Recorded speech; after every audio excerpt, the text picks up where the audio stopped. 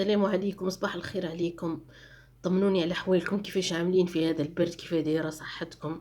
ننصحكم برك كثروا من لا فيتامين سي. الحمد لله كاين برتقال، كاين الليمون، واذا توفرت الفراوله.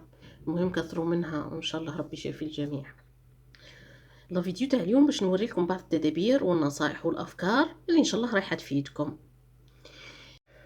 راح نوريكم كيفاش تلموا الاسلاك الكهربائيه المبعثره. راح نوريكم طريقه باش تسدوا الانبوب تاع التصريف في البي في سي تاع الغساله اللي باش ما يسيب لكمش الريحه وما يسيب لكمش الحشرات. وراح نوريكم احسن بورت صفا ممكن تشروها، الصبانه اللي الصابونه. وراح نوريكم البروس تاع سيليكون هي تاع تواليت. وراح نقول لكم شي ايجابياتها وسلبياتها. تفضلوا معايا. اول حاجه كي يعود عندكم اسلاك كهربائيه كيما هكا تاع تلفزيون ولا ميكرو تاع فريجيدير تاع اي حاجه يعودوا وتحبوا تلموهم، شفتوا اللولب هذا اللي تستعملوه في الملازم تاع لي ميموار ونستعملوه نلموا به الاوراق، يتباع في المكتبه. نلم الاسلاك اللي رايحه لي كاب اللي رايحه نحب نلمها. نحط اول واحده ومن بعد نقفل عليه.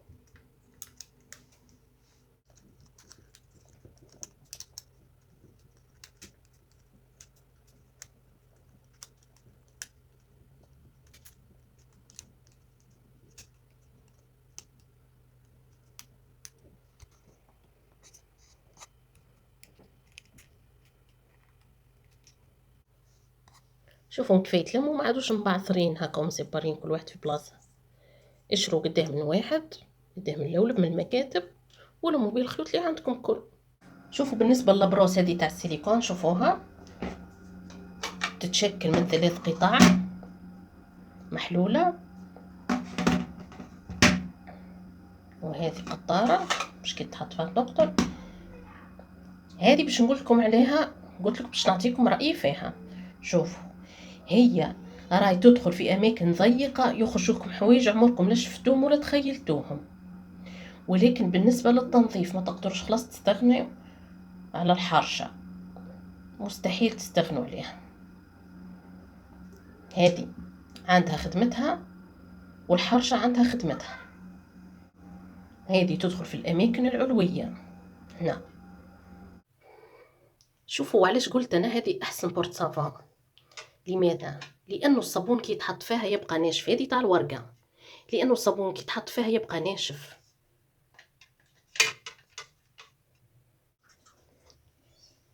راح نزيد نوريكم كيفاه نطلي، كيفاه تهبط الماء. نعمرها بالماء، نطلي مليح ونحطها ديريكت باش تشوفوا الماء كيفاش يهبط. شفتوها؟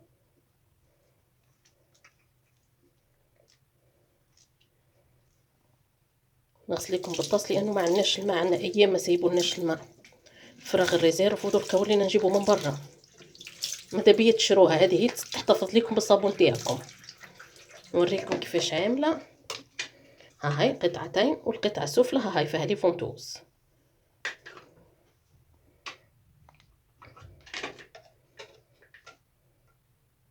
عندها ياسر وهي عندي.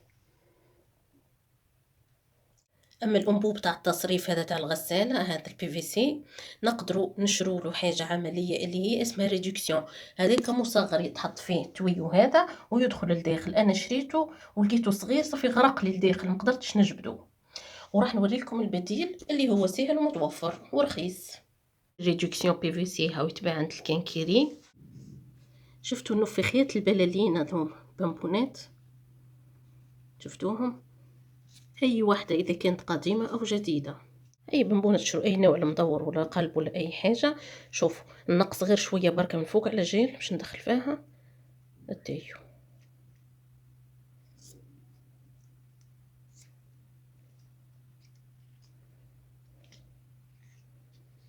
من هنا نحل فتحه شويه كبيره على جيل بي في سي. عندي تاع القلب هذه مدوره ما عنديش.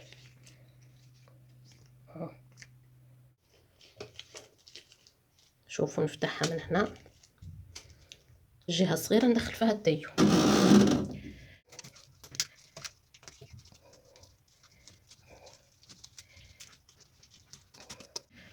ندخلو الجهه اللي راح يدخل ومن بعد نقفل.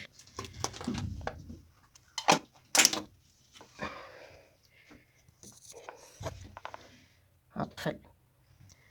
ولي سقسي على القطعة هذه الخضراء تاع السيليكون، هذا قفل تاع البلوع من سيليكون حلو يتقفل.